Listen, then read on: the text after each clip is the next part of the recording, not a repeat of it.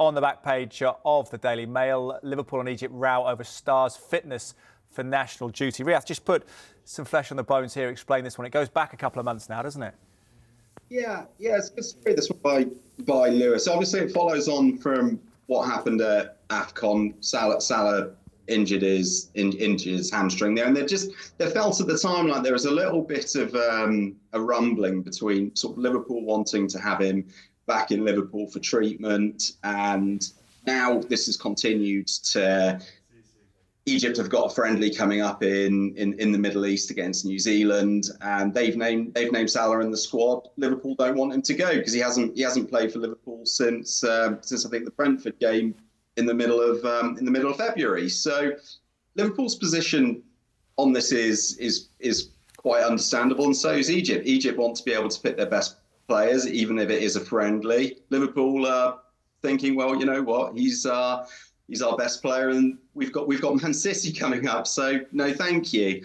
So it's an interesting situation. There's a detail in there that I particularly like. That sort of at the moment the Egyptian FA are sort of hitting a brick wall. They can't even communicate with Salah, so they're getting quite frustrated. Liverpool don't want to let him go. Egypt are now monitoring to see if he plays so much as a minute before the international break. So you've got this slight standoff. I think I would probably sympathise with Liverpool in this one. You know, they've got a title race, and Egypt have got a friendly against New Zealand. I hope that doesn't infuriate anyone, but you know, you can very much understand Liverpool's position in this one. And again, they've had to make do without Salah. They're coming into this absolutely key point of the season. It's shaping into another one of those fantastic kind of Man City Liverpool battles at the top of the table. So I really can't see Liverpool giving up any ground in this one.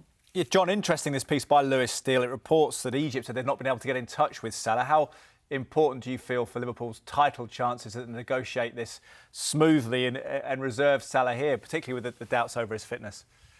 Yeah, massively. Listen, if I was Egyptian FA and I couldn't get hold of the striker, I'd be even more worried than Liverpool, to be honest. I think that's probably telling them something, to be honest. But look, I do feel it's probably a consequence, isn't it? I mean, you've got Mo Salah, a supremely fit player, great striker, wonderful finisher, and so important for Liverpool at this stage. But even supremely fit Mo Salah, frankly, is going to take a strain after so many games, so much pressure.